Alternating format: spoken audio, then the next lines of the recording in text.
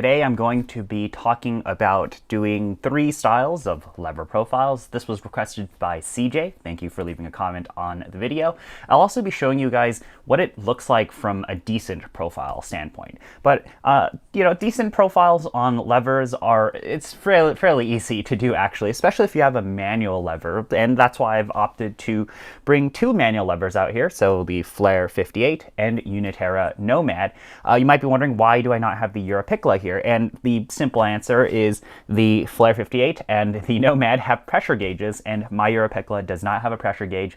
A lot of these styles of profiles I'm going to show you are sort of dependent on pressures, but you can always wing it and you'll probably get something good because you're using a lever. So the 3 styles of profiles I'm going to be showing you guys are the blooming espresso profile, the Londinium lever dipper style profile, and then finally, my favorite of the 3, the Rayo Allonge, or a much longer ratio, coarser grind espresso drink. I'm going to discuss the profile, what is it like, show you the decent tablet, and then I'm going to pull an example shot, show you what you should be looking for, and then ultimately discussing why should you use this profile. I'll also later on in the future be doing the dedicated video of each of these profiles on the actual decent. But for fun, I think it's cool to just try to adapt some of these profiles to a manual machine and see how that goes. Let me talk about blooming espresso. Let's talk about why would you actually use it. Now, the thing with blooming espresso is that I find it to be a very, very good profile for extracting sweetness out of lighter roast coffees. Now, I've definitely been in that seat of using lighter roast coffees and it tastes like straight battery acid. I think blooming espresso solves sort of that problem, but this is going to really depend on what coffee you're using and what grind you're using. So let me preface that across all the profiles I'm going to be showing you first. The very first thing with blooming espresso is you do want to grind slightly finer, and you'll find out that as you adjust the grind size in something like blooming, your pressures can go kind of wonky. With the manual machines though, you can really control the pressures. So it's not too big of a deal in my opinion, but I would suggest you keep in mind, look at your pressure gauge. What are you supposed to look for when it comes to pressures? Well, when you introduce water in the very beginning, or quote unquote fill or pre-infusion stage, aim for about 5 to 6 bars. Once you hit 5 to 6 bars, stop pushing down on the lever. Just leave it. And that is when you are blooming. You'll find out that depending on how finely you grind, you'll find out that you're gonna get some drops of espresso in the cup. And once you've bloomed for, I would say, 10 to 30 seconds, again, depends on what grinder and roast level you're running, push down on the lever, push the rest of the water through, and aim for about 8 to 9 bars. Okay, so let me show you blooming espresso. You should be able to see this. So I've put in everything. I just filled this with hot water. We're gonna want to push down until we hit 6 bars. So I'm gonna aim for 6-ish bars. And I'm just gonna leave it. So we could probably have ground this a little bit finer, but right now what's happening is we're blooming. And we're gonna bloom probably, I should have timed this, but we'll probably bloom maybe 5 more seconds. And our pressure is 0 because we're not doing anything. Once we've bloomed during this time, we're gonna ramp up. We're gonna go back to that 8 to 9-ish bar area. And I also don't think there's anything wrong with pulling long with this style of shot. So there we go, natural degradation of the puck, and we are basically pulling a blooming espresso. So there we go. That's how you do a blooming espresso. Longer ratio, light roast. You get decent amounts of body, but I feel like these are definitely usually sweeter, but it really depends on what roast level of coffee you're using, what grinder you're using. And there we go. With blooming espresso, don't be afraid to go longer. Like pull 1 to 3, 1 to even 4 or 5, and see how that really influences the taste. Because in my opinion, I think blooming espresso works really great for some of those lighter roast coffees that are like ultra acidic. So blooms just really help extract the most out of those coffees. And I find that 30-ish second blooming phase, or 10 to 30 seconds depending on what you're doing, will really introduce some sweetness to the espresso. This is probably one of the more forgiving profiles out there. Actually, most lever profiles are incredibly forgiving. As long as you hit above 5 bars, like anything between 5 and 10-ish bars will be okay. If you are just anywhere in that range or deviation of like, I would say 2 to 3-ish bars once you are building pressure, I think it is pretty okay. Gist of it is higher pressures, in my experience, have resulted in more intensity. That could be something you really like, whereas lower pressures are generally less harsh or less intense. They're a little bit sweeter. This really depends on what coffee you're running. I probably would not use a dark roast with this because you're grinding fine, you're introducing so much water, you're letting it bloom. Darker roasts are going to be like really bitter. Although I know some of you guys like some amount of astringency in like lattes and whatnot, but do this for your lighter roasts. I really would drink blooming more straight, actually. Like, drink it black. It'll taste really good. Now let me talk about Londinium. Now, it is a little bit weird to talk about considering these are manual machines and the Londinium is a spring lever machine. But with the Londinium, when you pull down on the lever, it slams the puck with like 25 mils of water. Now, I don't know if that water hammer actually does anything, and it is highly debated. I think people like the Londinium because it compresses the puck. Now, I think you might be able to get something close if you really seesaw very, very fast on the Nomad here. But the adapted Londinium profile, at least from the Decent, and generally speaking with these lever machines in the dipper style profile, is just pre-infuse at 3-ish bars.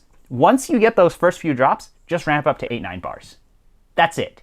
It's super simple. All right, so I'm going to try to show you guys a Londinium profile. So again, with the Londinium profile, we're going to target 3 bars pre-infusion. And then when we see the first few drops, we are then going to ramp up to that 8 to 9-ish bar area.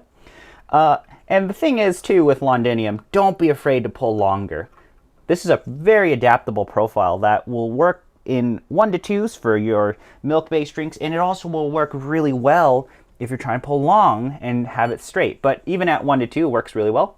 So here we go. Going to stay in that area, and I'm just pushing this down till I'm getting that 3-ish bar, and I see those first few drops. Now, I'm gonna ramp up to 8, 9-ish bars. And then, it's a bit hard for me to do this with one hand, just so I can also show you in the camera. But I'm ramping up to 8, 9-ish bars. I'm just gonna pull this long. I like this coffee at a longer drink. And now I'm declining down to that low pressure. So there we go. But yeah, you basically will pre-infuse to that 3-ish bar area. Once you see those first few drops come out like that, you then will push the lever down more until you get to that 8-ish 9-ish bar area, ramp up. You can then basically modulate and figure out when you want to decrease the pressure, but that is a pretty straightforward Londinium style shot. In this coffee, I pulled a bit longer. I did like a 1 to 3. You'll grind probably a little less fine compared to something like blooming, but you'll be able to really extract a ton out of whatever you're using. Another great thing about Londinium is just change your pre-infusion time of when you put down 3 bars there, and that will really let you adjust the flexibility of what roast level you're using. So like if you're using a darker roast coffee, you just don't pre-infuse as long, but aim for that 3-ish bar area, then ramp up to 8 or 9 bars. And that really showcases the flexibility of the Londinium profile. So you can basically get amazing clarity in terms of just regular shots, and you'll get really nice body with them. But because you also get nice body in them, it pairs incredibly well in something like a latte. In my opinion, I think pouring into Londinium lever style shots, at least for latte art, it's the most satisfying thing to do. All right, for fun, let me show you a Londinium style shot on the Nomad. So going to be basically pre-infusing, so I'm introducing the water into the puck and sort of doing a water hammer style shot, and I'm just going to try to maintain this in that 3-ish bar. You might not be able to see that, but I'm in that 3-ish bar land. Okay, once I see the first few drops, I'm then ramping up to that 8 or 9 bar area, and I am also going to pull this shot a bit long. And I'm feeling the seesaw become a little bit easier to push because the puck is degrading and our pressure is going to naturally decline. But yeah, that is going to aim for what, 42 grams. Our pressure is now declining. There we go. So that is a Londinium style shot, 3-bar pre-infuse, ramp up to 9 bar on the Nomad. And as you can see, get that nice crema, nice texture that you would expect out of a, well, real Londinium, and also many of these lever machines. So yeah, there you go. It is possible to make really good espresso using the Nomad. Okay, and the final shot I want to discuss is the Rayo Allonge. Now, this is my favorite shot of all three because it is long, and it is controversial because people are like, wait a second, you're not supposed to be pulling more than like 1 to 3 or 1 to 2.5, right? Well, the Rayo Allonge is a 1 to 5 or 1 to 7, and we'll maybe even talk about the Sprover since I'm talking about this. And a Sprover is a 1 to 11 or 1 to 13. Now, that could be upsetting some of you folk out there by hearing such a long ratio. Like, is that even espresso, right? Definitely at the 1 to 5, I will say it is very espresso-like. Because what happens in the Rayo Allonge, and why this is such a great drink, is that it's actually a drink. It is not gone in like literally 2 sips. Aside from just the fun comment there, is the Rayo Allonge allows you to get amazing clarity in your shots. You're pulling 1 to 5, 1 to 7, but you are also retaining some of the body that you would expect in an espresso. So it's not just crazy intensity out there. Like even in a 1 to 3, like you'll hear oftentimes with lighter roast coffees, like people saying, why does it taste sour? Why does it taste bad? And the recommendation that we usually say is just pull longer. And simply put, that's like that advice, but even longer. So pull 1 to 5, 1 to 7, you'll find out that you'll get an amazing amount of clarity here. And this is, again, another one of these profiles more dedicated for lighter roast coffees. Those notes will be very, very apparent, but every single sip will still result in a little bit of body that you'd find in a more shorter ratio drink, like a 1 to 2 or a 1 to 3. Rayo Allonge time. Relatively coarser espresso grind. And the thing is too is, if this is too coarse, let's just pull longer and we can turn it into a Sprover. Gonna aim for that coarser espresso grind. So our flow rate will be much higher and we're gonna peak at, I wanna say around 8-ish, 9-ish bars. So here we go. And I'm going to just be trying to pump it so that it is in that range. And I'm keeping the flow rate, or my pumping rate, relatively the same. So our puck will naturally degrade. And yeah, you know, it should be pretty good. So I'm just going to pull about 70, 90-ish out. It's getting easier for me to pump now because our pressure is declining. So we spiked up to, or we didn't spike, but we ramped up to 8, 9-ish bars. Now I'm just going to let that decline. There we go.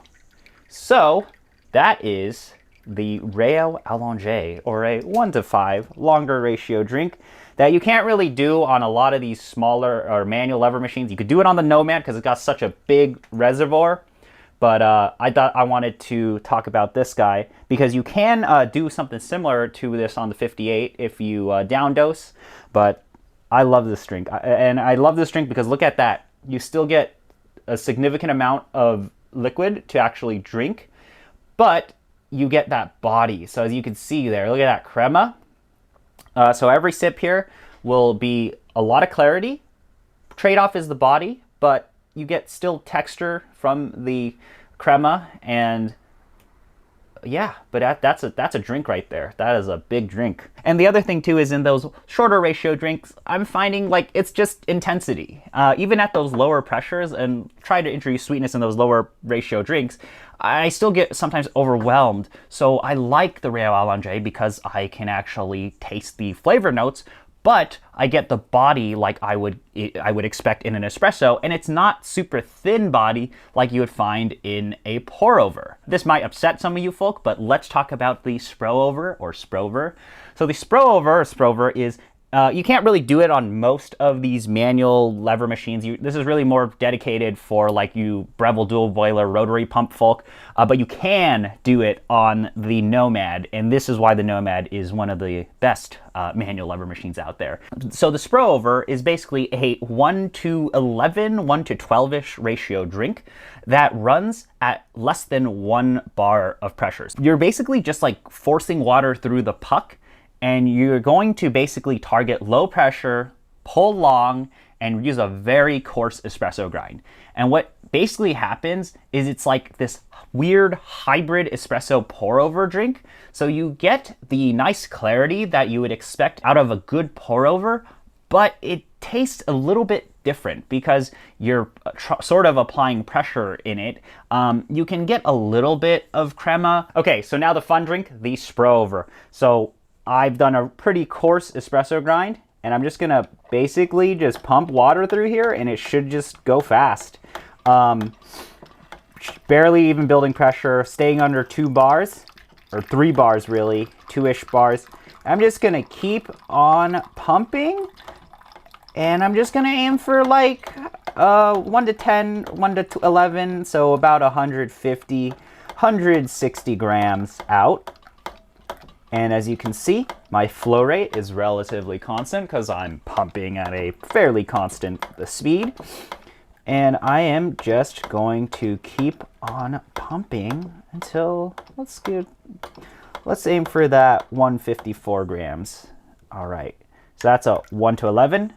And look at that. So this is the Sprover.